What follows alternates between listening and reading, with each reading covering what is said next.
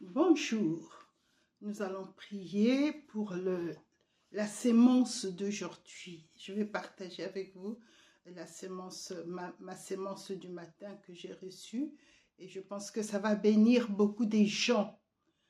Voilà, excusez-moi, voilà, c'est pour être plus proche. La sémence d'aujourd'hui, Seigneur, nous te prions, nous te rendons grâce pour ce moment. Merci Seigneur, merci Père parce que tu es bon, tu es merveilleux et ton amour est insondable, ton amour est infini pour chacun de nous. Ce matin, merci pour cette parole, pour cette sémence d'aujourd'hui, que en le partageant, que mes bien-aimés soient fortifiés. Au nom de Jésus-Christ, Amen. La parole d'aujourd'hui qui m'a beaucoup fortifiée, c'est dans Romains 9.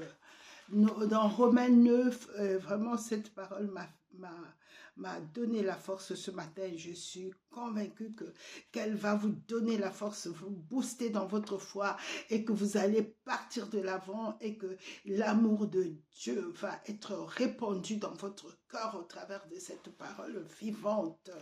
La parole de Dieu est vivante et efficace.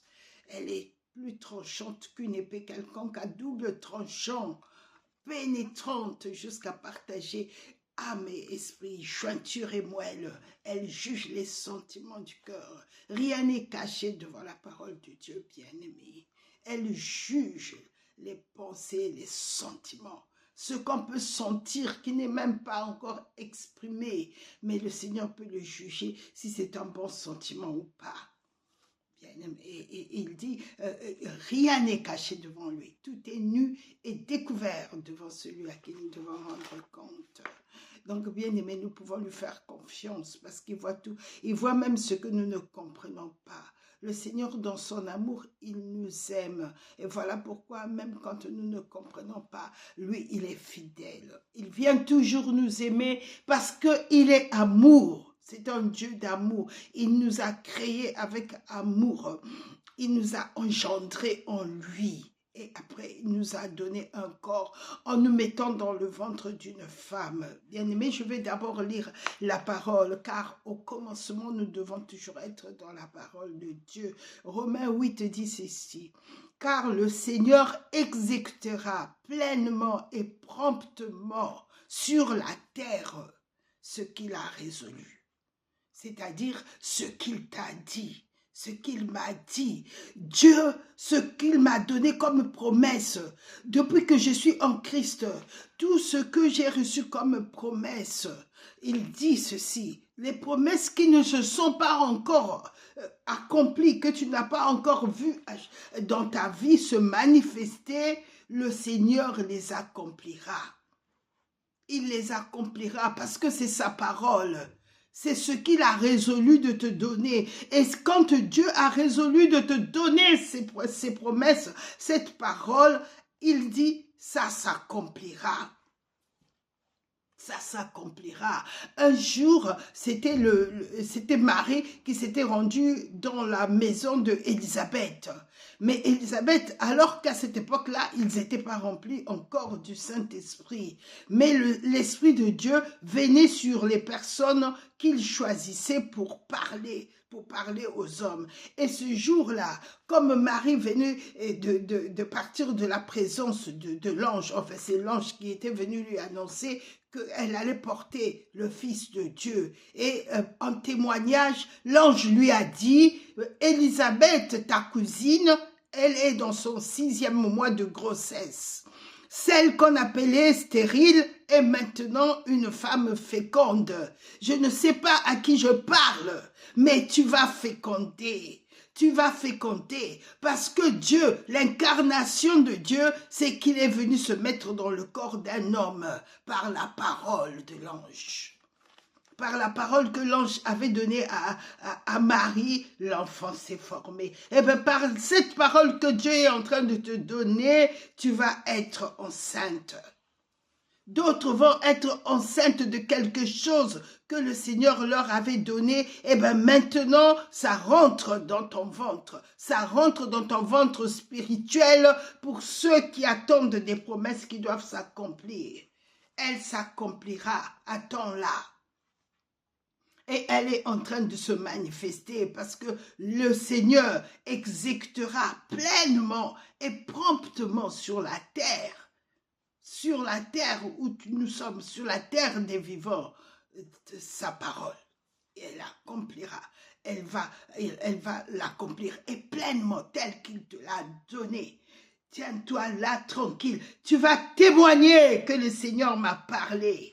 Le Seigneur m'a parlé, il a ravivé ma foi et maintenant je porte la sémence il m'avait dit et maintenant je la porte. L'ange avait dit à Marie et elle l'a portée. Et quand elle a franchi le seuil de la maison d'Élisabeth, Élisabeth remplie du Saint-Esprit qui portait déjà Jean-Baptiste, lui a dit « Heureuse celle qui a cru à l'accomplissement de ce qui lui a été dit par le Seigneur, car elle s'accomplira la promesse que Dieu t'a faite. » Cette parole, quand le Seigneur me l'a donnée ce matin, je savais qu'elle était pour moi, mais que je devais la partager parce que quelqu'un attendait que je sois un outil, une porte-voix du Seigneur. Comme l'ange a été le messager, et bien ce matin, le Seigneur te dit, ta promesse, la promesse qu'il t'avait donnée, ou parce que tu l'as gardée, maintenant elle va être enfantée.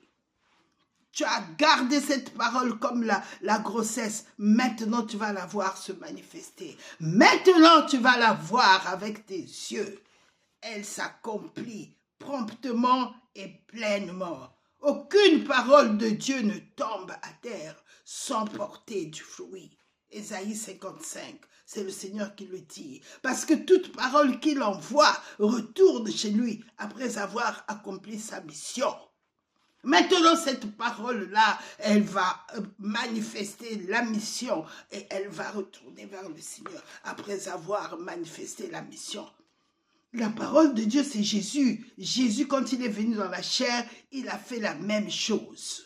Et la parole a été faite chair. Qu'est-ce qu'il a fait? Il est venu accomplir la mission, achever l'œuvre. Il nous a libérés de notre nature humaine. Il nous a relevés dans notre nature humaine. Et il est retourné au ciel dans cette nature humaine. Il nous a ramenés plus haut. Il nous a élevés en lui. Et en lui, en Dieu. Il nous a remis à notre place. Voilà la victoire de Dieu. Voilà la victoire de la parole de Dieu. Et c'est bien sûr ce qui va s'accomplir. La parole là, tu vas voir maintenant la manifestation de la parole. Si Jésus-Christ s'est manifesté sur la terre, elle est devenue chair. Cette parole que Dieu t'a donnée, tu vas voir, elle va s'accomplir. Elle va devenir chair. La manifestation de la puissance de Dieu. Elle soutient toutes choses, bien-aimés. La Bible dit dans le livre de Hébreux 1 que Dieu soutient toutes choses par sa parole. Elle est puissante, la parole de Dieu. C'est la puissance de Dieu pour mon salut. C'est la parole de Dieu qui fait ma force. Il est mon roc. Le Seigneur a dit, celui qui écoute la parole que je suis en train de dire, sa maison ne tombera point. Quelles que soient les situations que tu vas passer, tu tiendras debout, car c'est le rocher invincible. La parole ne peut être anéantie. Elle ne peut pas être anéantie. Il n'y a aucune puissance contre la parole de Dieu. La parole de Dieu reste debout. Et celui qui a la parole de Dieu en lui, sa maison ne tombera pas. Quel que soit le vent, quelles que soient les tempêtes, la parole de Dieu te fera tenir debout. Tu traverseras les années avec la parole de Dieu. Elle te portera. Elle te gardera. Elle te formera et tu seras inébranlable. Bien-aimé, sois fortifié. Cette parole que tu as reçue, elle vient de loin, elle vient d'en haut. Cette parole, des hommes et des femmes l'ont entendue. C'est la même parole. Par cette même parole, Dieu nous parle aujourd'hui. Cette parole a traversé des millénaires d'années, des jours, des semaines. Et elle est parvenue jusqu'à nous, intacte, tel que Dieu l'avait proclamé. Et elle est toujours agissante, la parole de Dieu. Elle va croissante. La parole de Dieu, elle n'a pas d'ennemi. Il n'y a pas de puissance contre la vérité. Paul l'a reconnu, il n'y a pas de puissance contre la vérité. La puissance de Dieu, c'est pour vous élever, mais il n'y a pas d'autre puissance contre la vérité. La parole de Dieu, elle est esprit et vie. Elle peut rentrer n'importe où, esprit. Et dans le monde spirituel, elle est à l'aise sur la terre parce que c'est elle qui soutient toutes choses. Dans Psaume 138, au verset 2, le Seigneur dit que le Seigneur, sa renommée, la renommée de Dieu a été reconnue par l'accomplissement de sa parole, de ses promesses. Et oui, ce qui fait la force de Dieu, c'est qu'il accomplit ce qu'il dit. Et il dit même, et dans d'autres versions, il est dit, tu as élevé ta parole au-dessus de tout ton nom, au-dessus de toute ta renommée. Dieu a élevé le Seigneur Jésus-Christ au-dessus de tout, bien-aimé. Cette parole-là, maintenant, Dieu dit, elle va se manifester. Et un jour, tu pourras dire, j'ai vu la bonté de l'Éternel sur la terre des vivants. J'ai vu la bonté de l'Éternel sur la terre des vivants. Tu verras la bonté de l'Éternel sur la terre des vivants. Ça aussi, c'est la parole de Dieu. Psaume 27, tu verras, si je ne savais pas que je pouvais voir, si je vais le lire avec vous, parce que quand j'hésite, ça veut dire que la parole doit être lue. 27, il dit ceci, vous voyez, j'ouvre et puis c'est le livre, la Bible vient à mon secours. Il dit, si je n'étais pas sûr de voir la bonté de l'Éternel sur la terre des vivants. Ça veut dire, je verrai la bonté de l'Éternel sur la terre des vivants. Tout ce qu'il m'a dit s'accomplira. S'accomplira. Heureuse celle qui a cru. Heureuse celle qui a cru à l'accomplissement de ce qui lui a été dit par le Seigneur. Et dans d'autres versions, il est lu ceci. Luc 1, pour ceux qui veulent savoir à quel verset se trouve, dans quel verset se trouve ce passage. C'est Élisabeth, remplie du Saint-Esprit, il a dit, heureuse celle qui a cru, parce que les choses qui lui ont été dites de la part du Seigneur auront leur accomplissement. Tout s'accomplira, bien-aimé.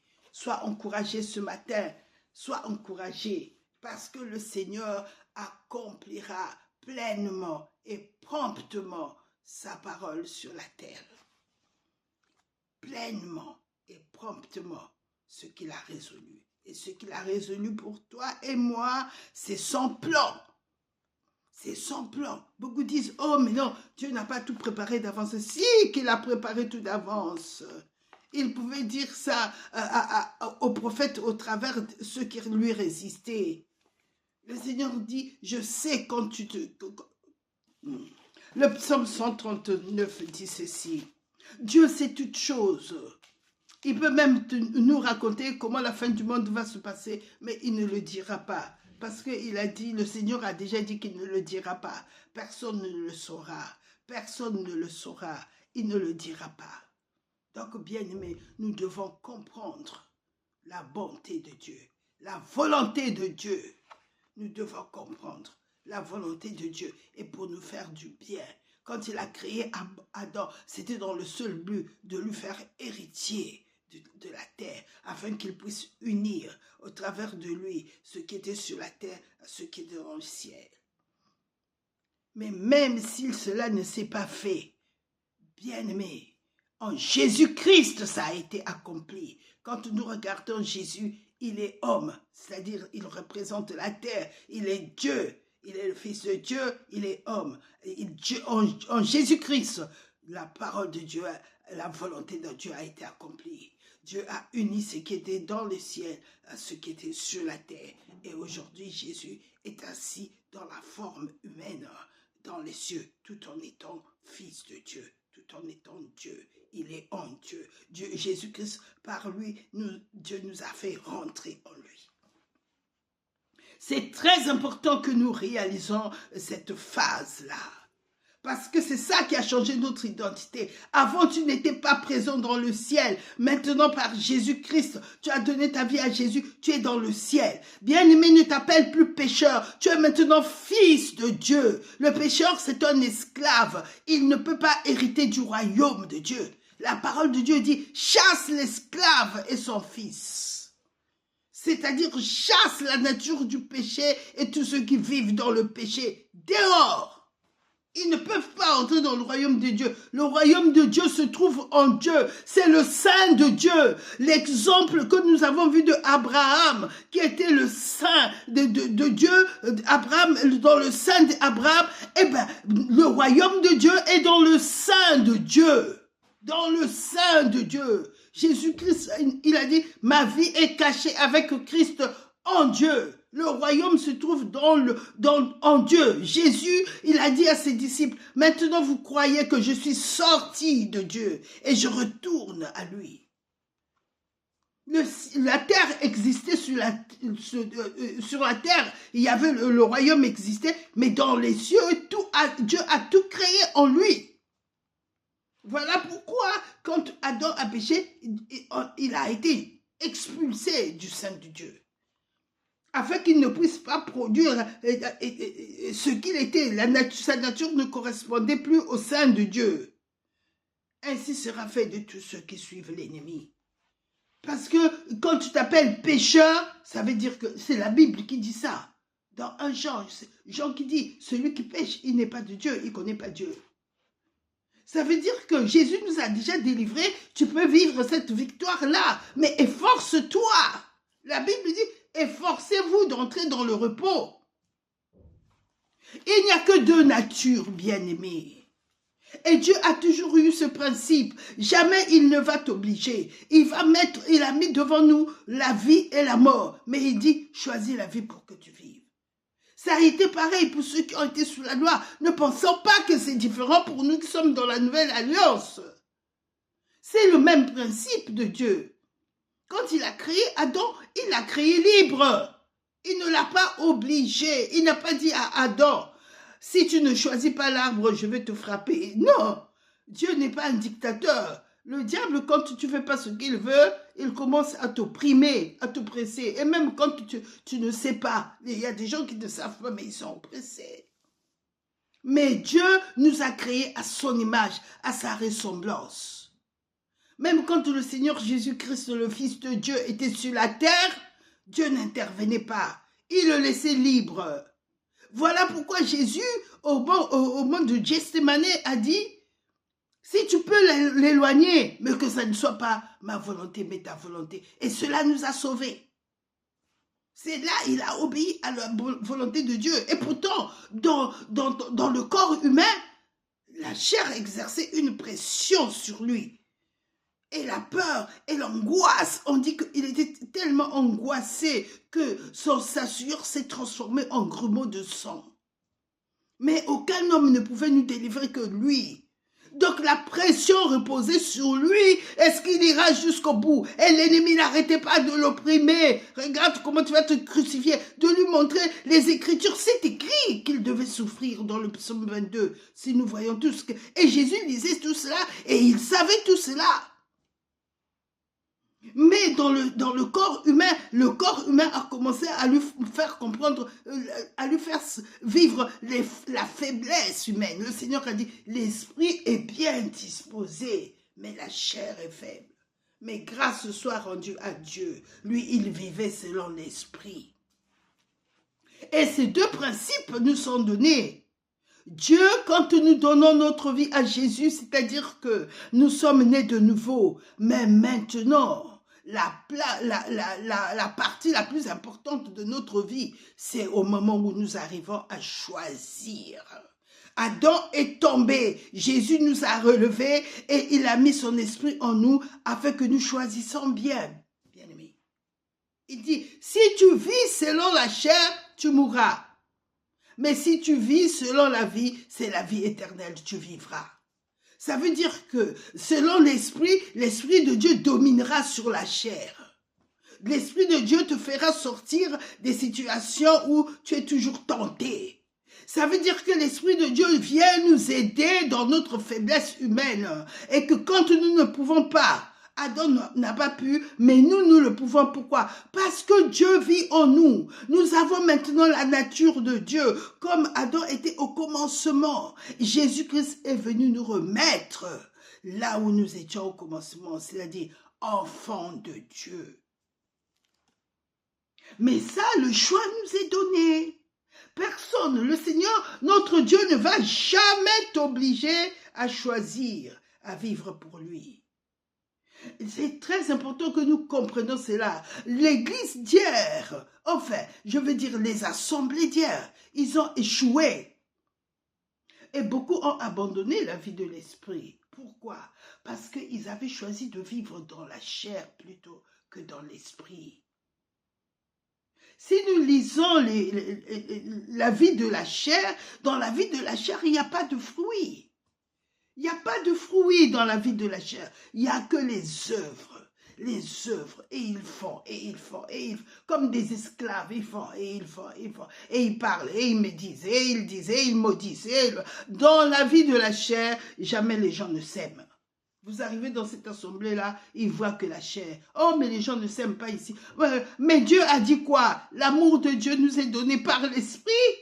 C'est pas par la chair. Pour que nous manifestons cet amour-là, il faut que je sois dans l'esprit. Si je suis dans la chair, jamais je vais juger les gens. Je vais les toiser. Je vais parler d'eux. J'ai été rentré dans une maison. Tous les midis, ils parlaient de quelqu'un à table. Ils ne savaient pas qu'ils étaient devenus des sorciers à leur insu. Ils mangeaient en même temps. La nourriture, c'est très important, bien-aimés. Quand est-ce que Jésus-Christ a signé, nous a donné son alliance? Quand? C'est pas quand il est allé à la croix. À la croix, il a accompli l'alliance. Mais l'échange a été fait à table pendant qu'il mangeait. La Bible dit, pendant qu'il mangeait, il leur a donné son corps. Au moment où beaucoup étaient partis de lui, l'ont lâché parce qu'il avait dit, il faut que vous mangez mon corps et que vous buvez mon sang. Même les noces se passeront autour d'un repas. Faisons très attention quand nous mangeons, si nous parlons des bonnes choses, bien-aimés. Pendant qu'il mangeait, il prit le pain, il le bénit et il dit, prenez. C'est en ce moment-là qu'il nous a fait rentrer, que nous avons mangé le Seigneur. Nous mangeons Jésus. Il dit, celui qui vient en moi n'aura jamais faim. Je suis le pain de vie. Je suis celui qui pourvoit à ta vie sociale, à ta vie corporelle, à ta vie sur la terre. Je suis celui qui te transmet la bénédiction d'Abraham. Tu es béni sur la terre. Le sol qui a été maudit, quand tu as Christ, le sol te rend tout ce que le Seigneur lui a donné. Comme à Abraham, le sol commence à te bénir. Comme à son fils, le fils d'Abraham, quand il est arrivé dans cette région, et pourtant pour les gens qui vivraient là, c'était la famine, mais pour lui, Dieu bénissait à cause de l'alliance qu'il avait avec Abraham. Or, cette bénédiction d'Abraham, par Jésus-Christ, quand je mange Jésus, je peux dire, la bénédiction d'Abraham m'est transmise, la bénédiction du ciel m'est transmise. Pourquoi? Parce que tu es le chemin, tu es l'échelle, l'escalier que Jacob a vu, qui monte du ciel jusqu'à moi. Ma vie est ouverte et accessible. Le ciel, Dieu le Père qui est au bout de l'escalier, m'accepte comme son fils. Je bénéficie de cette bénédiction-là. Les bénédictions d'en haut, les bénédictions sur la terre. La terre a été maudite à cause d'Adam, mais moi je ne suis plus Adam. Je suis fils de Dieu et je suis la descendance d'Abraham par Jésus-Christ. Donc le sol, Dieu dit, je te donnerai cette nation, cette terre où tu te tiens. Je te donnerai. Il livre cette portion où je me tiens, quel que soit le pays, à moi. Cette partie, la terre me sert. Parce que j'ai Jésus-Christ, j'ai la bénédiction d'Abraham. Par Jésus-Christ, c'est lui la vraie descendance d'Abraham. Bien-aimé, quand nous sommes en Jésus-Christ, Ce n'est pas seulement Christ qui vient vivre en moi. Il apporte dans ma vie toute la plénitude de la divinité, tout ce que Dieu est. Il me le donne, je le reçois. Je te reçois comme on t'en reçoit un époux. Oui, j'accepte de t'appartenir. Que tu sois homme, que tu sois femme, en Jésus-Christ, nous sommes l'Église, nous sommes son épouse. Donc, je t'accepte. Au moment où tu prends la Sainte Seine, tu dis, j'accepte toute ta dignité, mais j'accepte aussi la bénédiction que tu as donnée à Abraham, qui t'est donnée. Je l'accepte. C'est toi la véritable descendance. Je t'accepte, Jésus. Et je mange en acceptant que je ne suis pas en train de manger un pain, mais c'est le pain divin, le pain de Dieu, le pain de vie, qui me donne la vie, qui me donne tout ce dont j'ai besoin, parce que j'ai sa justice au moment où je le mange. Sa justice m'est imputée. La justice de Dieu nous est donnée en mangeant.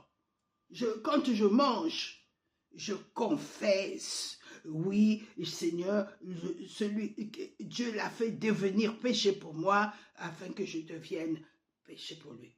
Il est devenu et toi aussi tu deviendras.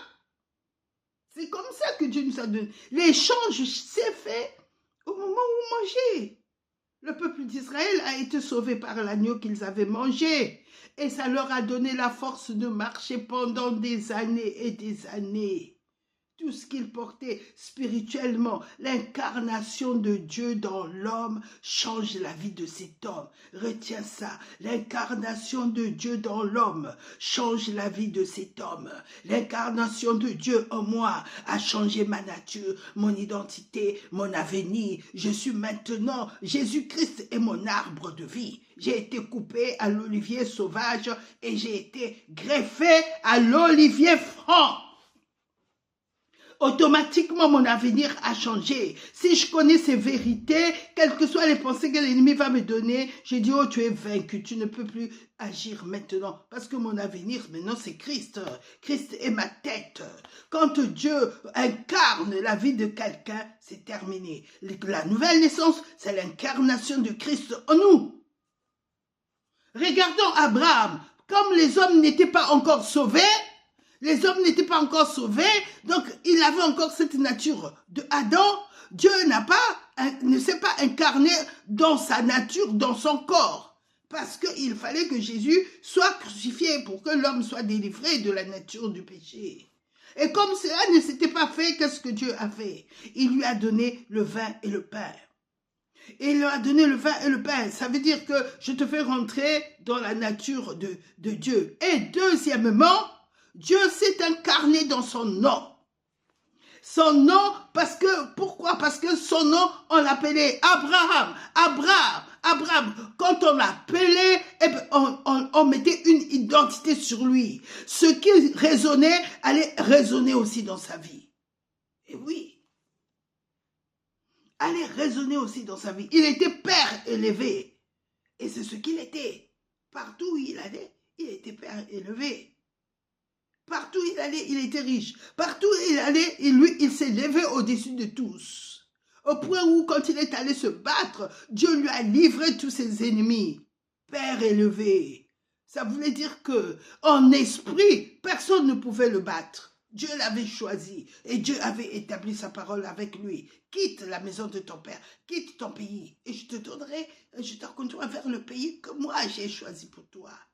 Que je te livrerai ce pays, je te le donnerai. Donner, ça veut dire je te le livre. Je te le livre. Dans ce pays-là, il sera à toi. Et quand tu seras dans le pays prospérera. Et quand Dieu l'a amené, quand maintenant Dieu voulait impacter sa vie, Dieu a écarté le nom de Abraham. Il a mis son nom dans le nom de Abraham. Il s'est incarné, il s'est implanté dans le nom de Abraham. Bien-aimé, Dieu a amené Jésus dans ta vie. Il a écarté, et c'est par Jésus-Christ que tout ce qui était d'Adam va disparaître. C'est par le Saint-Esprit. Ne choisis pas de continuer de vivre comme un humain. Tu n'es plus un humain simple. Dieu a incarné ta vie. Dieu est venu s'implanter dans ta vie. Et l'implantation de Dieu change toutes choses. Abraham qui n'était que le père élevé, Dieu a fait de lui le père d'une multitude. Dieu dit, je t'appellerai plus Abraham, tu t'appelleras Abraham. Je rentre, H-A, il est rentré dans le nom d'A. Et pour changer, Sarah aussi, il est rentré dans le nom de Sarah. Oui, bien aimé, nous avons Jésus-Christ qui est l'incarnation de Dieu dans notre vie. Tu n'es pas un simple humain. Dieu qui a créé les cieux et la terre habite en moi. Et c'est lui qui fait ma victoire, ma force, mon identité, mon pouvoir, ma puissance. Le rocher inébranlable, il est en moi. Si tu n'es pas conscient de ta nature divine, sois conscient, c'est ce que Dieu veut. Dieu veut ouvrir nos yeux afin que nous soyons conscients que nous ne sommes pas que des hommes, mais nous sommes des dieux. Même si c'est un Dieu avec un petit i, mais au moins, je suis à la stature de Dieu, je suis de sa race. Paul dit ça. Dans Actes, nous sommes de sa race.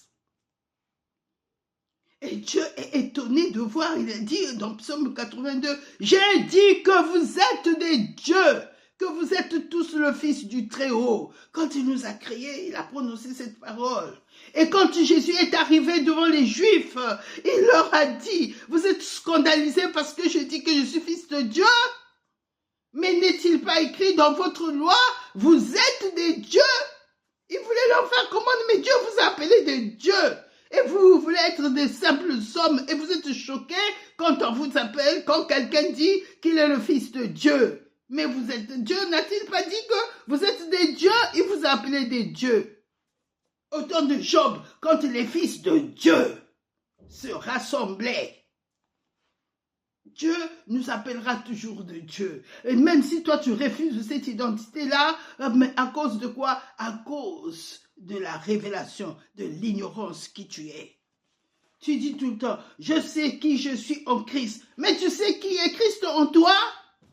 Parce que c'est là la solution. La solution vient quand tu sais qui est Christ en toi. Quand Abraham a su que maintenant son nom était Abraham, il ne s'est plus appelé Abraham. Même Sarah l'appelait Abraham, père de multitudes, père de multitudes, père des nations, père des nations. Et lui aussi, il disait à Sarah, il ne l'appelait plus princesse, hein? Il l'appelait, tu es la mère des nations, des rois sortiront de toi. Sarah. C'était plus Saraï, non, Sarah. La grandeur de Dieu. Et ils étaient contents, ils étaient heureux. Quand Dieu te dit, maintenant tu es en Christ, il veut dire maintenant, moi et toi, nous sommes un. Et laisse-moi faire, je vais changer les choses.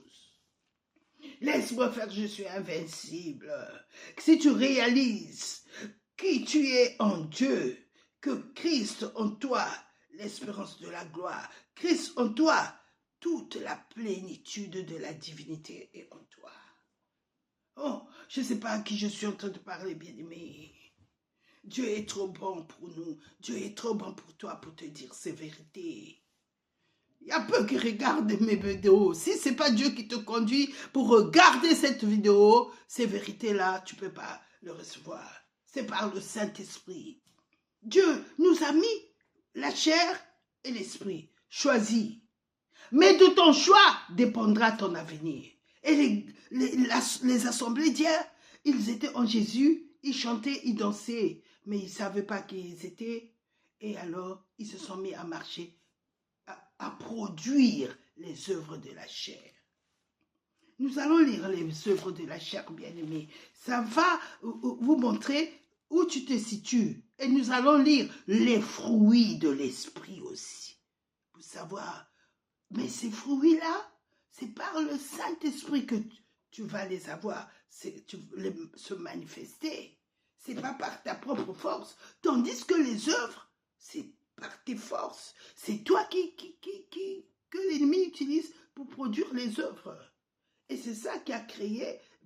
Quand tu marches dans l'esprit, tu vas de victoire en victoire. Quand une situation se présente, le Saint-Esprit se présente. Dieu se présente en toi. La parole de Dieu vient dans ton cœur et dans ton esprit. Dieu peut te dire, ne crains pas, c'est rien. Ne crains rien, crois seulement. Pourquoi? Parce que l'Esprit est là. Pourquoi la parole est là? Nous voyons que tous ceux qui ont rencontré Jésus dans l'ancienne alliance, et pourtant ils étaient sous la loi, et pourtant la loi pesait sur eux. Mais quand Jésus est avec lui, avec une personne, la loi s'incline. Il n'y a plus de condamnation.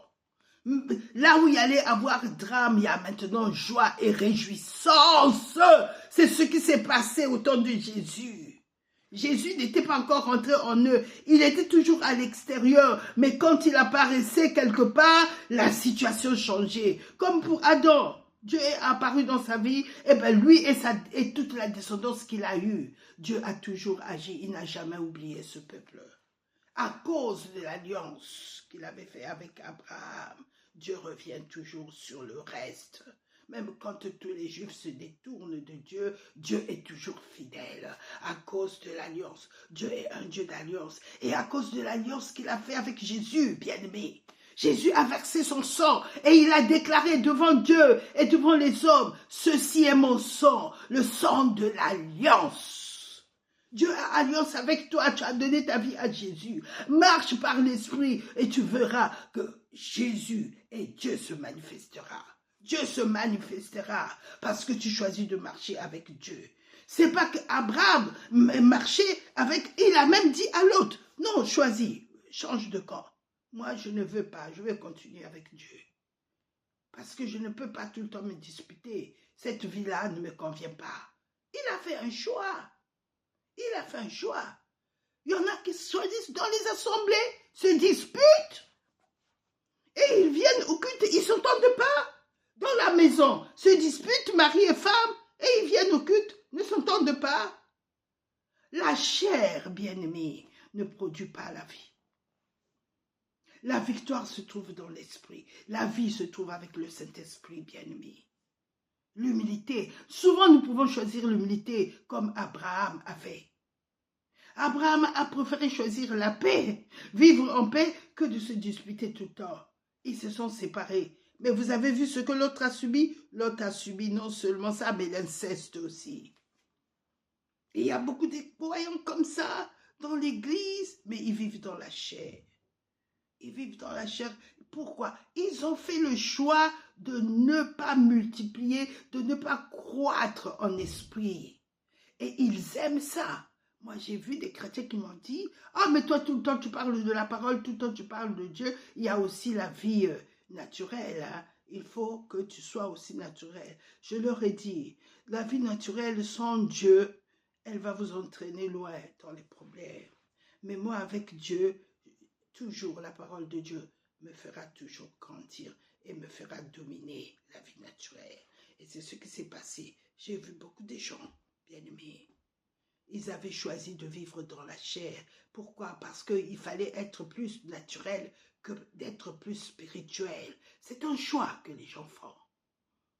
Consciemment. Ils préfèrent vivre naturellement que d'avoir la parole de Dieu. Ce qu'ils ignorent, c'est que c'est la parole de Dieu qui nous a créés. Elle est le commencement et la fin. Mais plus tard, quand ils ont beaucoup de problèmes, ils ne réalisent même pas qu'ils ont marché dans la chair. Non, pour eux, ils ont marché avec Dieu parce qu'ils allaient à l'église, parce qu'ils jeûnaient, parce qu'ils priaient. Mais, bien aimé, prier dans la chair, c'est toujours la chair. Et le jeûne ne fait pas partie du monde spirituel. Jésus a jeûné aussi. Jésus a jeûné. Mais qu'est-ce que le Seigneur leur a dit aux pharisiens qui voulaient qu'ils jeûnent tout le temps, tout le temps, tout le temps? Jean jeûne avec ses disciples, mais toi tu passes ton temps à manger. Ils ont reproché au Seigneur de manger, Oui, bien-aimé, le Seigneur a dit, le jour où l'époux leur sera enlevé, ils gêneront. Nous ne devons pas gêner à bout de champ. C'est bien de faire le jeûne. Il y en a qui le font une fois par semaine. Moi, j'aime ça. Mais je ne dirai jamais à quelqu'un jeûne pour être spirituel. Le jeûne n'agit que sur ta chair, sur ton corps. Ça affaiblit la chair afin que tu puisses mieux entendre Dieu. Mais ça ne fait pas grandir ton esprit.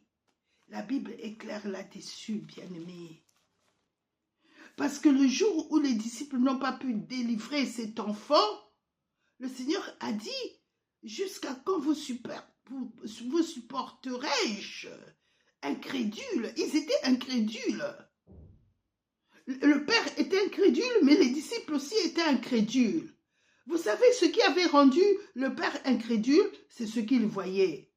Mais les disciples, ils avaient déjà délivré beaucoup des démons, beaucoup de personnes des démons. Ils avaient passé le temps à délivrer. Ils avaient déjà délivré les gens, mais quand ils ont vu la manifestation du démon au travers de cet enfant, il écumait, il le faisait tomber. Alors, ils ont conclu que l'enfant n'était pas délivré. Ils se sont découragés. Or, le diable le regardait quand nous faisons des délivrances. Le diable ne regarde pas celui qu'on délivre puisqu'il est dedans. Mais il regarde au travers de celui qu'on délivre, celui qui délivre. Il regarde ton état d'esprit. Si tu es dans l'esprit, tu l'as déjà vaincu. Parce que tu viendras avec toute la rage pour lui dire, tu es déjà vaincu, sors. Il sait que là tu parles dans l'esprit, puisque tu sais qu'il est déjà vaincu. Et quand tu le diras avec une telle conviction, parce que dans ta vie, tu vis ça, tu lui dis tout le temps que Dieu est plus grand que toi, tu ne peux rien me faire. Dieu a dit, tu ne peux rien me faire, tu ne peux rien faire. La parole de Dieu, tu ne peux pas l'anéantir, tu ne peux pas.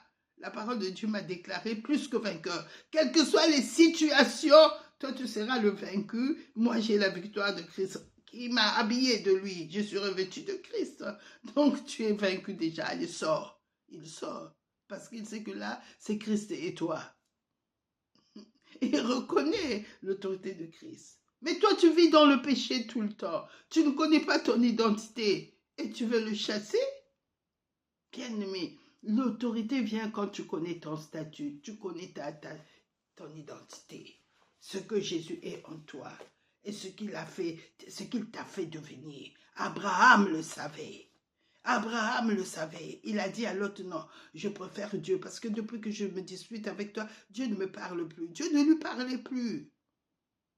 Et pourtant, il était toujours riche. Et pourtant, il était toujours dans le chemin qui le conduisait vers sa destinée. Il n'est pas retourné à Ur. Non, il continuait à avancer.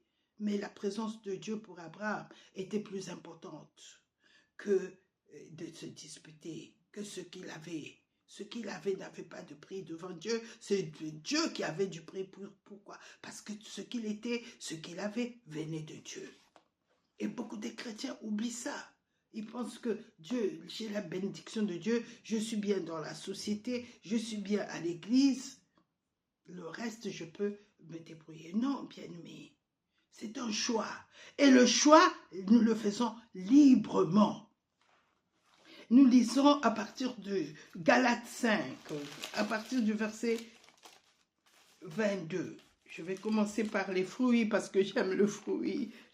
Nous allons voir ce que l'Esprit nous a apporté. Déjà dans Colossiens 2 au verset 9-10, il nous est dit, car en Christ, on lit d'abord Colossiens 1 verset 27, Christ en nous, l'espérance de la gloire.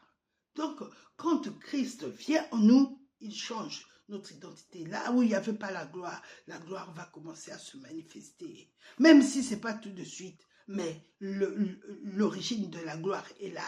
Celui qui crée la gloire est là.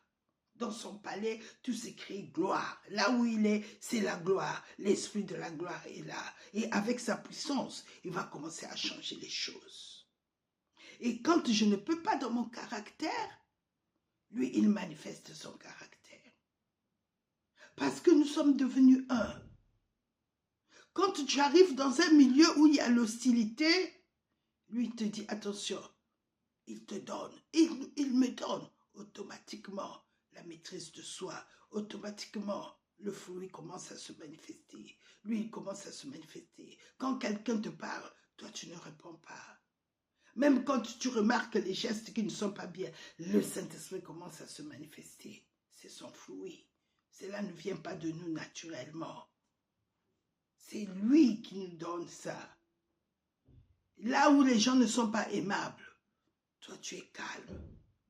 Tu commences à manifester l'amour de Dieu, soit par des cadeaux, soit par... D'une façon ou d'une autre, le Seigneur choisit de se manifester. C'est ça le surnaturel. Le surnaturel de Dieu commence à se manifester au travers de son caractère. En ce moment-là, les gens, ils n'ont pas besoin de voir la puissance de Dieu, c'est-à-dire le don de l'esprit. Mais, au travers de son caractère, il prépare le terrain. Il peut arriver et que même la personne qui ne t'aimait pas, que tu lui donnes la parole de Dieu, que tu lui donnes la parole de la connaissance, que tu lui donnes une prophétie, que tu l'exhortes. Pourquoi? Parce que tu vis dans l'esprit. Tu ne cèdes pas à la chair. Même quand eux, ils vivent dans la chair, ils veulent t'amener par là, et dans la chair, ils veulent parler mal de quelqu'un. Toi, ta bouche est fermée. Et tes pensées, tu ne veux pas y participer. Oui, bien aimé. Souvent, moi, ça m'arrive, j'arrive quelque part. J'ai même vu des pasteurs qui prêchaient sur des gens, qui disaient des choses que les gens leur avaient confessées à cette sœur-là, après, en pleine prédication. Mais oui, c'est une prédication, j'ai pris un exemple. Et oui, mais tu parles de quelqu'un, tu livres quelqu'un, là. Et toi, parce que tu es mieux, tu avais conseillé à cette personne de ne pas faire ça, ce monsieur, il a fait. Et puis, non, le témoignage, quand nous témoignons, c'est différent. Nous témoignons pour la gloire de Dieu. Mais là, est-ce que qui est en train de tirer gloire? C'est Dieu? Bien aimé, c'est important que nous sachions aussi témoigner. Mais si tu as mis l'esprit au devant, eh bien, l'esprit de Dieu nous permettra de témoigner. Parce que là, c'est l'esprit qui témoigne. Nous allons lire, mais le fruit de l'esprit, c'est-à-dire un seul fruit de l'esprit, contient 3 caractères. Comme un seul, en Dieu, seul, il y a le Père, le Fils et le Saint-Esprit. Et bien Dieu se manifeste aussi dans son fruit. Et peut-être même qu'il y a dans que nous ne connaissons pas. Mais nous allons nous limiter à ce que le Seigneur nous a enseigné. Galates 5, verset 22. Mais le fruit de l'esprit, c'est l'amour, la joie, la paix, la patience, la bonté, la bienveillance, la foi, la douceur, maîtrise de soi, la maîtrise de soi. La loi n'est pas contre ces choses. Et le verset qui vient après ajoute, ceux qui sont en Christ, à Christ, ont crucifié la chair et ses passions, avec ses passions et ses désirs. Vous voyez, quand on a choisi, Seigneur, je veux vivre dans l'esprit. Je choisis de vivre dans l'esprit. Saint-Esprit, manifeste-toi.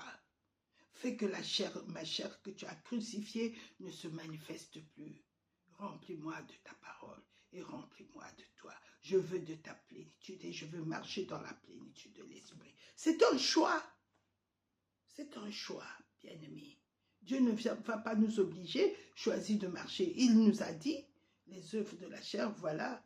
Les œuvres de l'esprit, voilà. Les fruits de l'esprit, voilà. Si tu manges le fruit de l'esprit, comme Adam, tu auras toujours la victoire. Mais si tu marches dans la chair, et les gens, ils marchent, ils parlent mal des gens, ils méditent sur leur téléphone. Et puis quand ils arrivent à l'église, alléluia, Dieu agit. Dieu dit non, tu sortiras d'ici comme tu es venu. Parce que tu ne me glorifies pas dans ton corps. Je vis dans ton corps et tout le temps. Et là, tu m'emmènes à l'église, tu veux que je me manifeste. Non, c'est toi qui me limites. Dieu n'est pas limité, il est illimité. Mais il vit dans ton corps, tu veux qu'il agisse.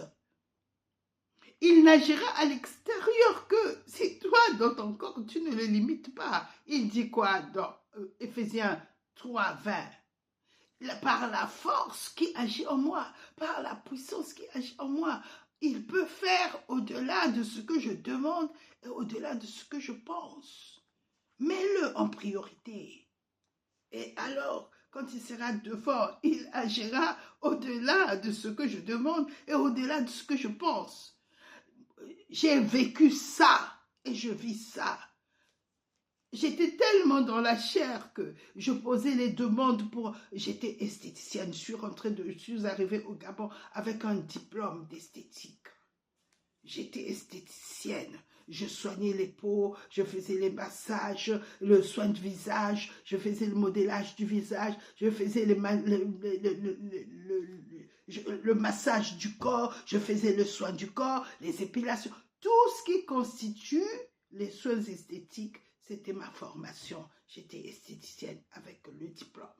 J'arrive au Gabon, ouais, il y a beaucoup des Européens ici, et comme j'ai étudié avec les Européens sur la peau blanche, eh ben, j'aurai et la peau blanche à soigner et la peau noire à soigner.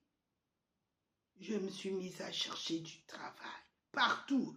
Je posais mes dossiers partout dans les instituts. Vous savez ce qu'on me proposait? Balayer, oh ben tu vas commencer d'abord à regarder comme si j'étais une esthéticienne. Mais j'avais le métier. Oh, mais l'esthétique, c'est un métier manuel. C'est-à-dire, ce que tu fais à l'école, c'est ce que tu vas faire sur les clients. Pourquoi? Parce qu'à l'école, nous avons des clientes qui venaient. Des gens qui étaient attachés, abonnés à cette école, qui venaient faire des soins avec les élèves parce qu'elles n'avaient pas assez de moyens et donc ça leur coûtait moins cher. Donc tu étais obligé de faire attention parce que là, tu étais maintenant à la dimension de ton cabinet d'esthétique. Mais j'ai déposé des dossiers partout à Libreville. J'ai déposé les dossiers, On me proposait que le poste de second plan. Jusqu'à ce que je ne pouvais plus, je suis allée déposer ma candidature à la télévision nationale. Et là, je ne sais pas par quel miracle, je suis rentrée et c'est là que le directeur, sans me faire des propositions nocturnes, non, d'une façon honnête, il m'a dit, je n'ai jamais utilisé d'esthéticienne sur le plateau. Les gens passent à l'écran en direct, même les journalistes, sans être maquillés. Mais, comme j'ai vu votre bravoure, vous avez franchi le seuil de ma porte, et je vais essayer. Pour le moment, vous ne serez peut-être pas maquilleuse, mais je vais vous donner un poste à la documentation. C'est comme ça que j'ai trouvé le premier poste de travail au Gabon. À la documentation de la télévision, je travaillais avec une dame qui était française. Et cette dame-là m'a présenté à un autre Français qui faisait des émissions d'enfants à la télévision. Et je me suis retrouvée maintenant, j'avais 2 tranches. Je travaillais dans une émission d'enfants et je travaillais à la documentation.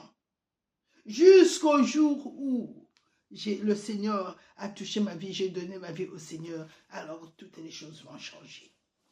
Je suis allée prier un jour avec ma mère et le pasteur qui m'avait baptisé à l'époque. J'étais jeune. Quand j'avais été baptisée, mon premier baptême d'immersion, parce que j'étais protestante, je ne connaissais pas être la nouvelle naissance. Et donc, je me retrouve là, à la télé, en train de travailler. Je vais aller passer les vacances chez ma mère, je cherche à voir le pasteur, mais ce pasteur-là, il était rempli du Saint-Esprit, bien-aimé. C'est bien d'avoir un pasteur qui est rempli du Saint-Esprit et qui marche dans l'Esprit. Il m'a regardé et tout de suite le Saint-Esprit lui a donné une parole pour moi. Il me dit, le Seigneur est la porte, Agathe. Est-ce que tu le sais? J'ai dit oui. Le Seigneur a dit, je suis la porte. Et toi, tu essaies, je te vois, tu essaies d'ouvrir les portes. Tu ouvres les portes, c'est fermé, tu ouvres là, c'est fermé, tu ouvres là. Mais mets la porte devant, dans ta vie, tu as mis la porte derrière.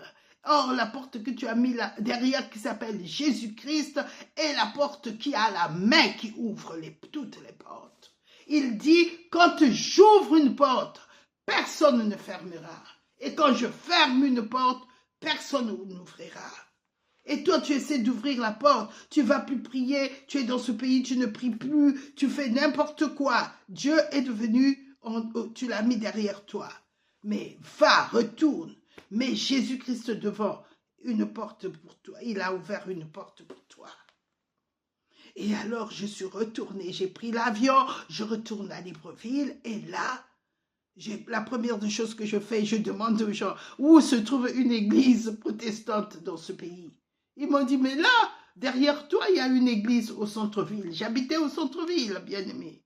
Ils m'ont dit, va à 9 étages. Derrière, il y a une église. Effectivement, je suis allée, j'ai trouvé une église protestante.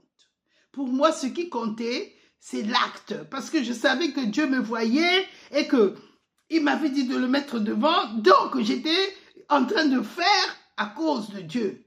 Et quand j'étais jeune, j'agissais souvent comme ça avec ma mère.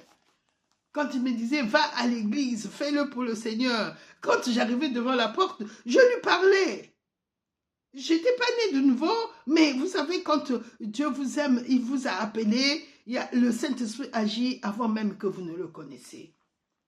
Et alors, je parlais à Dieu. J'ai dit, tu vois, je suis venue à l'église. Tu as dit que tu es la porte. Je suis rentrée dans l'église et j'ai rencontré une Anglaise qui travaillait dans cette église-là qui s'appelait John. Enfin, en gros, j'ai repris le chemin de l'église. Et dès que la louange est venue, ce n'était pas une église qui était née de nouveau. Ils étaient des protestants baptistes. Mais il y avait des gens de temps en temps qui faisaient venir Jean-Louis Chaillet de la France pour leur parler de Dieu. Seulement la différence, Jean-Louis Chaillet, lui, il était rempli du Saint-Esprit. Voilà pourquoi il y avait des miracles. Mais eux, ils aimaient ces miracles-là. Ils ne cherchaient pas le Dieu de miracles. Quand Jean-Louis Chaillet quittait cette église, il revenait à leur mode de vie ancien. Et alors, je suis entrée dans cette église-là. Ce dimanche, j'ai entendu la parole. Tout était pour moi. Le pasteur n'était pas né de nouveau, mais Dieu l'utilisait pour me parler. Et quand je suis sortie de l'église, le lendemain matin, le téléphone a sonné chez moi. C'était la présidence qui m'appelait, qu'il cherchait une esthéticienne. Bien-aimé, je veux vous dire que quand le Seigneur Jésus-Christ donne sa parole s'accomplit toujours. Beaucoup de gens ont pensé que moi j'avais utilisé des méthodes humaines, mais la main de Dieu n'est pas courte pour agir pour toi. Toi qui es en train d'entendre ce témoignage, qui essaie d'ouvrir les portes, toi seul. La main de Dieu, il dit, son bras est étendu et sa main est forte. Dieu m'a ouvert une grande porte et où je suis rentrée et là, Dieu a commencé à changer ma vie. Et c'est à partir de ce moment-là, j'ai dit, je veux rester dans cette église. Et quand le réveil est arrivé dans cette église, quand le Saint-Esprit est venu bouleverser cette église au travers des jeunes enfants, ma vie est partie de là. C'est à partir de ce moment-là que j'ai entendu parler de la nouvelle naissance. Bien-aimé, nous devons savoir que quand Dieu rentre dans ta vie, ça veut dire qu'il incarne ta vie. Il change ta vie. Jésus-Christ est l'incarnation de Dieu dans la vie de tout homme. Si tu n'as pas Jésus, eh ben tu es passé à côté. Beaucoup de gens se posent la question, mais qui est Jésus? Jésus est l'incarnation de Dieu dans la vie d'un homme. Jésus, c'est Dieu qui vient dans ta vie. Comme il est descendu dans le nom d'Abraham et il a changé toutes choses. Abraham qui était stérile, Sarah qui était stérile, eh ben il a changé, il a perturbé l'impossible, il a chassé l'impossible et il a mis la possibilité d'engendrer Isaac dans leur vie. Il a changé toute leur vie, bien-aimés. Jésus a changé ma vie. À partir de ce moment-là, quel que soit ce que je vivais, Dieu était là. Dieu était ma garantie. Dieu était mon assurance. Dieu était là. C'est à partir de ce moment que ma vie a changé. Même si tout n'a pas été bouleversé, mais Dieu m'a gardé. Et comme il est venu dans ma vie, quel que soit l'endroit où je suis allée, Dieu m'a gardé et Dieu m'a toujours protégé. Il est fidèle jusqu'à aujourd'hui. Voilà pourquoi, connaissant par où je suis passée, d'où Dieu m'a sorti, moi je ne lâche jamais Dieu. Dieu est devenu mon identité, Dieu est devenu ma garantie, mon assurance, il est devenu ma vie. Jésus-Christ est devenu mon roc, mon solide fondement où je suis. Nous avons le choix, bien-aimés. Nous avons le choix. Et nous avons lu ça. Mais le fruit de l'esprit, c'est l'amour, la joie, la paix, la patience, la bonté, la bienveillance, la foi, la douceur, la maîtrise de soi. La loi n'est pas contre certaines choses. Voyons maintenant les œuvres de la chair. Parce que dans la chair, il n'y a pas de fruits, bien-aimés. Dieu a dit les œuvres, c'est-à-dire que ce sont des choses que les gens font. Il ne compte pas sur l'esprit, c'est le Saint-Esprit qui donne le fruit. Mais dans la chair, il n'y a pas de fruits, il n'y a que les œuvres, le bien et le mal. Il n'y a que deux choses, soit c'est le bien, soit c'est le mal. Soit aujourd'hui la personne est bonne, demain elle devient mauvaise. Et pourtant, Jésus-Christ est dans sa vie, la personne, elle a été incarnée par Dieu. Mais elle a choisi de vivre dans la chair. Et beaucoup, la vie n'a pas changé. Ils disent, pourquoi je ne vois pas des miracles? Pourquoi pourtant je suis à l'église, je donne ma dîme. Eh oui, bien-aimé, ce qu'on fait n'amène pas la manifestation de Dieu. C'est ce qu'on croit. Si je crois que c'est ça, je marche dans la foi. Mais si je fais les œuvres de la chair, c'est que je ne marche pas dans la foi, je ne crois pas. Oh, mais si j'ai la foi, oui, mais la foi humaine, pas la foi basée sur la parole. Parce que si tu croyais à ce que la parole dit, tu marcherais dans l'esprit. La parole dit marche dans l'esprit. Tu ne critiquerais pas. Tu ne ferais pas ce que tu fais. Nous allons voir qu'est-ce que je fais, sœur Agathe. Eh bien, c'est pas moi. Maman Agathe, je fais quoi? Je vais te dire ce que tu fais. C'est ce que la parole va révéler. Ce qui est en toi, ce que tu fais. Toujours dans Galates 5, à partir du verset 19. Voilà ce que tu fais. Pardon. Excusez-moi. À partir du verset 19. Or, les œuvres de la chair sont évidentes. Ce sont la débauche. Je n'ai pas dit que toute la liste est pour toi. Je ne sais pas, hein, maintenant, c'est le Seigneur qui te connaît. Mais s'il y a quelques éléments, ne fût-ce que quelques éléments dans la liste auxquels tu appartiens, le Seigneur te demande, maintenant, sois dans l'esprit, ma fille, sois dans l'esprit, mon fils, et tu verras que ce qui te trouble chaque fois que tu vois cette fille ne te troublera plus, parce que l'esprit en toi dominera cette œuvre-là, les œuvres de la chair, détruira. Il n'y a que le Saint-Esprit qui peut détruire les œuvres de la chair. Ce n'est pas par nous-mêmes. Oh, je ferai plus ceci, je ferai plus cela. Non, tu feras. Parce que plus l'esprit est développé en toi, plus il est détruit ces œuvres-là. La Bible nous le dit dans Romains 8. Faites mourir les œuvres de la chair par l'esprit. Plus je prierai en esprit, plus il va s'acharner sur ces œuvres-là. Ces œuvres-là que nous allons lire, c'est le Saint-Esprit qui les détruit. Les œuvres de la chair sont manifestes. Ce sont la débauche, l'impureté, le dérèglement, l'idolâtrie, la magie, les rivalités, les querelles, les jalousies, les animosités, les disputes, les divisions, les sectes, l'envie, l'ivrognerie, les excès de table et les choses semblables. Vous voyez, la Bible ne veut pas les citer tous, et les choses qui ressemblent à ce qu'on vient de lire. Je vous dis d'avance, comme je l'ai déjà dit, que ceux qui commettent de telles choses n'hériteront point le royaume de Dieu. Et deux fois, ça se passe dans les assemblées. Hein. Une fois, j'étais assise à côté d'une sœur, et pendant que le pasteur prêchait, je l'écoutais attentivement. Et elle aussi, elle écoutait, je pense. Mais quand nous sommes retrouvés dans le métro, elle m'a dit, j'ai pensé à toi. Quand le pasteur prêchait, j'ai pensé à toi. Je lui ai dit, tu as bien pensé. Parce que moi aussi, c'est ce que je pensais que c'était moi. C'était à moi que cette parole s'adressait. Tu as bien pensé, ma sœur, sois bénie.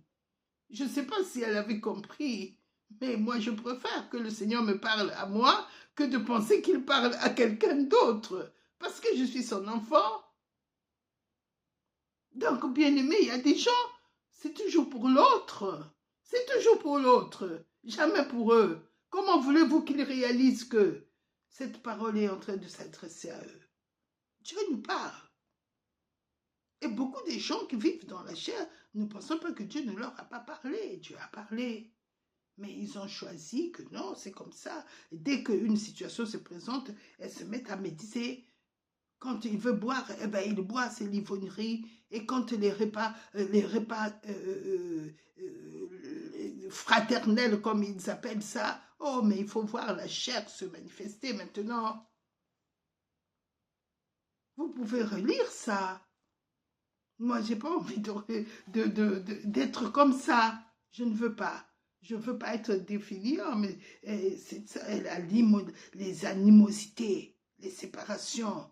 Quand on arrive à l'église, c'est l'or et l'argent qui fait ton identité. C'est ta paire de chaussures qui fait ton identité. C'est l'orgueil qui fait ton identité. Et quand il faut prier, on prie fort, on crie plus fort que les autres. Non, bien aimé, tout ce qui est visible ne fait pas notre valeur. Dieu regarde au cœur, notre cœur. Il faut faire le choix pour vivre dans la victoire, de choisir cet esprit. Je vais vivre par toi, je vais m'édifier, je vais commencer à parler en langue pour que ce que je suis en esprit puisse grandir. Quand je parle en langue, je construis la maison que je suis. C'est ce que la Bible dit. Peu choisissent ce chemin-là. C'est un chemin étroit où il n'y a pas beaucoup de monde. Le monde, il aime, même ils ont oublié, ils peuvent passer toute une journée sans parler en langue. La vie de l'esprit ne les intéresse pas. Ça n'intéresse pas les gens qui vivent dans la chair, la vie de l'esprit. Oh, mais je suis toujours occupée. Ils n'ont jamais eu le temps. Dieu n'est pas prioritaire dans leur vie. Je dois aller chercher mon enfant, je dois faire ceci, je dois faire cela. Les œuvres de la chair, c'est faire. Fais ça, j'ai ça à faire, j'ai ça. Ça n'en finit jamais toute la journée. Et ils font des choses. Ils n'ont même pas 10 minutes de se mettre d'un côté, s'asseoir. Mais c'est pour ton bien. Dieu veut te donner des victoires. Mais si tu ne lui laisses pas grandir, comment veux-tu? Ton esprit est toujours occupé par la vie de la chair. Non, Dieu est venu pour nous pour gouverner. Pour gouverner la chair qu'il a détruite à la croix, pour manifester sa puissance. Alors quand tu seras devant un cas, même un regard de Christ au travers de toi va chasser l'ennemi.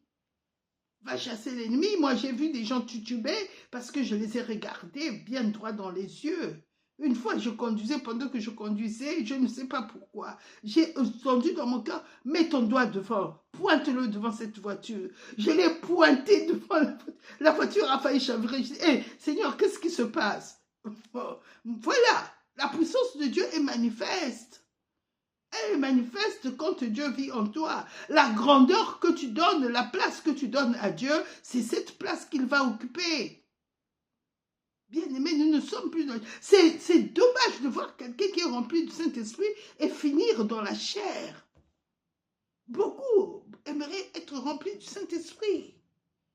Combien de gens que je connais qui aimeraient être remplis du Saint-Esprit? Sœur, regarde, je prie, mais tu es rempli du Saint-Esprit déjà, ma chère. Maintenant, il faut que tu parles.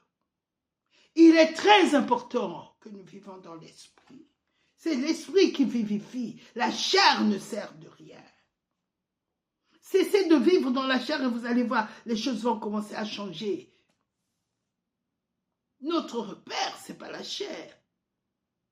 Et oui, des fois, il y en a qui disent, oh, mais un jour, un monsieur m'a dit, Ah, c'est pas pour rien que tu es africaine. Je dis, je ne suis pas africaine, plus africaine que toi, que tu es plus français que moi. Rien de tout cela. Je vis dans l'esprit. C'est l'esprit qui domine et qui va te dominer. Ne viens pas me donner les caractères de la chair, qu'elle est africaine, qu'elle est ceci, qu'elle est... Non, je suis enfant de Dieu. Et je le revendique. Ah oui, je revendique mon identité d'enfant de Dieu. Il faut que les gens sachent que Dieu vit en moi et que l'ennemi craint. Quand je dis je suis enfant de Dieu, le diable sait que je suis enfant de Dieu. Et Dieu aussi se manifeste en ce moment-là. Ah, c'est bon, ça c'est ma fille. Touchez pas à mes soins. Ne faites pas du mal à mes prophètes. Oui, c'est très important, l'identité que Dieu nous a donnée. Pourquoi aujourd'hui finir dans la chair? Si j'ai l'esprit de Dieu, je dois régner, je dois dominer. Pourquoi? Parce que c'est Dieu qui domine par moi. C'est Dieu qui se manifeste par moi. La création entière attend la manifestation de Dieu au travers de ma vie. C'est ce que nous lisons dans Romains 8 et 19. La création a été soumise et maintenant, il attend la manifestation des fils de Dieu. Il attend la manifestation de Dieu au travers de moi, de Dieu au travers de toi, bien-aimé. Quand tu es quelque part, que Dieu se manifeste, la création se réjouit, jubile de joie. Ah oui, Dieu est là maintenant. Oui, bien-aimé. Voilà pourquoi la terre bénit. Regardez, pendant des années, quand Israël avait quitté, quand Dieu l'avait éparpillé dans le monde, une partie d'Israël ne produisait plus, c'était des marécages. Pourquoi? Parce que la terre n'était pas donnée à ces gens-là. Et quand ils ont commencé à retourner leur retour en Israël, eh ben, c'était eux les possesseurs. Dès qu'ils plantaient, Dieu leur donnait l'intelligence, comment irriguer, comment enlever ces marécages, et dans le désert, comment irriguer les déserts. Et les choses commencent, la terre commence à produire parce qu'il reconnaît en eux leur descendant, celui à qui Dieu l'avait confié. La terre est bénie là où nous sommes. La terre est bénie là où l'enfant de Dieu est. Tu es affranchi, je suis affranchi. Alors la loi de l'esprit de vie commence à agir sur eux, cette loi qui est en nous. La loi de l'esprit de vie m'a affranchi de la loi du péché et de la mort. Alors que tout commence à prospérer. C'est ce qu'Abraham a fait. La justice de Dieu commence à faire prospérer. Je suis juste. Je suis juste à cause de Jésus-Christ, le juste qui est dans ma vie. Sa justice m'est imputée. Abraham avait l'alliance de la justice parce qu'il avait cru. Dieu lui a imputé, lui a mis la justice de Dieu sur lui. Parce qu'il avait cru. La foi me permet de croire et Dieu me déclare juste. La justice se manifeste. Ça ne me donne pas le droit d'aller vivre dans la chair. C'est que la foi n'est pas dans la chair, non. Même si tu chantes fort, même si tu donnes 10 000 euros, ça, c'est pas la foi. C'est les intérêts qui te poussent à faire ça. Parce que la foi, c'est l'esprit qui parle au travers de toi. C'est la parole qui parle au travers de toi. Il n'y a pas de foi sans la parole de Dieu. La foi vient de la parole de Dieu. Oui, bien aimé. Tous ceux qui sont cités dans Hébreux 11, ils ont reçu la parole de Dieu qui a mis en eux la foi. Il n'y a pas de foi. Quand le Seigneur a dit à Moïse, quitte l'Égypte, et il a quitté sans avoir peur. La Bible dit que comme voyant celui qui est invisible, il n'a pas eu peur. Est-ce que Pharaon ne va pas me poursuivre avec ses chars? Non. Il a affermi son caractère et il est parti, sans craindre la colère de Pharaon. Parce que Dieu lui avait mis dans son cœur de quitter. Dieu avait un plan pour lui, de le garder dans le pays des Madians pendant 40 ans et de le refaire revenir en vainqueur. Bien aimé, quand nous sommes conduits par l'Esprit de Dieu, ça affermit notre front. Et Dieu l'a fait avec Jérémie. Je pense que c'est avec Jérémie que je veux le Seigneur, pardon, je ne veux pas dire n'importe quoi, je veux demeurer dans ta parole. Il a dit, je rendrai ton enfant fort, pour que ne les crains pas, ne les crains pas, je vais durcir ton front.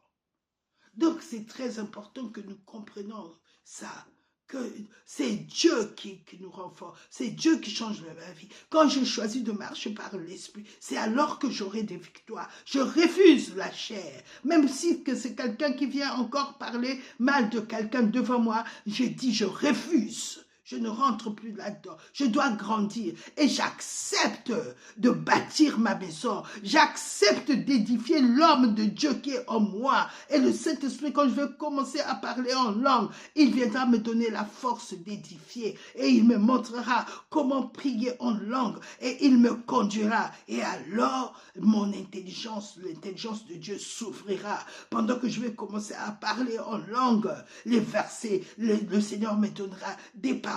Le Seigneur me donnera les visions. Le Seigneur va commencer à manifester les dons de l'Esprit. Mais il faut que je sois déjà de choisir de marcher dans l'Esprit pour voir les dons de l'Esprit. Quand je suis dans le caractère de Dieu pleinement, quand je rentre dans les fruits de l'Esprit, je commence à produire du fruit, le Saint-Esprit vient manifester la puissance, les dons de l'Esprit, pour que je puisse faire ce qu'avec mon état naturel, je ne peux pas. Le don de l'Esprit, la puissance de Dieu commence à se manifester dans ma vie. Donc, il faut que je puisse d'abord, dès le départ, choisir de vivre dans l'Esprit. C'est un choix. Romains dit, nous allons lire Romains 8. C'est un choix, bien-aimé. C'est un choix. Si je veux voir cette sœur, je sais qu'on va parler de mal, mais je vais quand même. Tu as choisi la chair. Et quand tu vas revenir, tu ne vas pas dire, oh, mais qu'est-ce que je fais? Non. C'est un choix, bien-aimé. C'est un choix.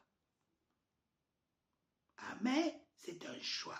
Je choisis de vivre dans l'Esprit et l'Esprit de Dieu me conduira de victoire en victoire. Donc je vais prier avec vous après avoir lu Romains. Il dit dans Romains 9, « Pour vous, vous ne vivez pas selon la chair, mais selon l'Esprit, si du moins l'Esprit de Dieu habite en vous. Si quelqu'un n'a pas l'Esprit de Christ, il ne lui appartient pas. » Le jour où j'ai entendu ce verset, j'ai sauté et j'ai dit, Seigneur, donne-moi, j'étais pas rempli du Saint-Esprit, j'ai pleuré et la nuit, le Saint-Esprit est venu me remplir. C'était glorieux, bien-aimé, et donc nous devons savoir, ce jour-là, j'ai expérimenté ce que c'est que être léger, ne plus avoir, mais vraiment, il avait détruit la nature pécheresse. Alors ce jour-là, j'ai expérimenté, que je suis en bonne santé, que Dieu est venu en moi. J'ai vu l'Esprit, le feu de Dieu qui montait en moi, qui montait. Et j'ai vu les démons qui sortaient de moi, qui criaient par l'approche de la dimension de Dieu qui montait en moi. Bien-aimé, aujourd'hui, je sais que je suis rempli du feu de Dieu. Le feu de Dieu. Dieu est en moi, c'est un feu dévorant. Ces démons a fuyé le feu qui montait parce qu'il savait qu'il est le feu dévorant. Dévore-les encore, Seigneur, aujourd'hui, tout autour de moi. Dévore-les, le feu dévorant. J'ai vu l'ennemi fuir. Ah, il criait. Ah, le feu montait. Alléluia. Bien-aimé, c'est bien d'être rempli de Dieu. Alléluia. Le Seigneur est bon, hein? Et il est dit ici, si quelqu'un n'a pas Christ, il ne lui appartient pas. Donc, c'est celui qui a l'Esprit de Dieu, qui a Dieu en lui, qui a Christ en lui et qui appartient à Dieu. Et il dit, et si l'Esprit de celui, j'ai pas encore fini, et si Christ est en vous, le corps, il est vrai, il est mort à cause du péché. Ça ne veut pas dire que tu es pécheur, non. Il dit ici que tu es encore dans ton corps qui n'est pas encore changé, qui a été perverti, mais que c'est l'Esprit de Dieu qui est en toi, qui donne la vie à ton corps, qui guérit les maladies, qui chasse les démons, qui veille sur toi, parce que tu es devenu le corps de Christ, le temple où il habite. C'est ça que ça veut dire. Il dit que ici, mais l'esprit est vie à cause de la justice. Tu es la vie de Dieu maintenant en toi. Et si l'esprit de celui qui a ressuscité Jésus d'entre les morts habite en toi, habite en vous, celui qui a ressuscité Christ d'entre les morts rendra aussi la vie à vos corps mortels par son esprit qui habite en vous. Soyez bénis, bien-aimés. Laissez le Saint-Esprit remplir votre corps, votre vie, votre domaine, de votre esprit, votre âme sera purifiée de toutes ces souillures, de toutes ces médisances. Dieu va changer, il va nous donner la pensée de l'esprit. Tu vas commencer à lire la Bible fortement, profondément. Tu vas lire, la parole de Dieu va rentrer en toi, va changer ta nature, ton âme. Tu ne vas plus voir les poutres qui est dans l'œil de l'autre, mais tu vas regarder ton âme pour prospérer. Tu vas prendre la décision, oh non, je ne veux plus parler mal de gens. Tu ne vas plus juger les gens. Non, tu vas vivre selon ce que la parole de Dieu dit. L'Esprit de Dieu en toi te donnera la capacité de vivre à la dimension de Dieu. Et quand tu seras à la dimension de Dieu, bien-aimé, tu vas commencer à manifester la puissance et le pouvoir du Saint-Esprit qui est en toi, parce que alors il deviendra fort et grand en toi. Et alors il va commencer à régner. Et tu vas voir, beaucoup de choses vont changer dans ta vie et autour de toi. Et tu seras une source de bénédiction. Les choses auxquelles hier tu luttais, lui, il va prendre la place. Il va lutter à ta place et à ton côté. Donne la place au Saint-Esprit. Laisse le Saint-Esprit qui habite en toi grandir et impacter ta vie. Laisse Dieu en toi s'élever et toi diminue, que la chair diminue et que l'esprit s'élève. Il faut qu'il croisse et la chair diminue. C'est très important, bien-aimé. Voilà la parole d'aujourd'hui. Elle s'accomplira. Les promesses de Dieu n'ont rien à voir avec notre attitude. C'est avec la fidélité de Dieu. Sois béni au nom de Jésus-Christ. Je te bénis, je bénis tous ceux qui entendent cette parole, Seigneur. À toi toute la gloire. Je déclare, vous êtes bénis au nom de Jésus-Christ. Amen. Amen.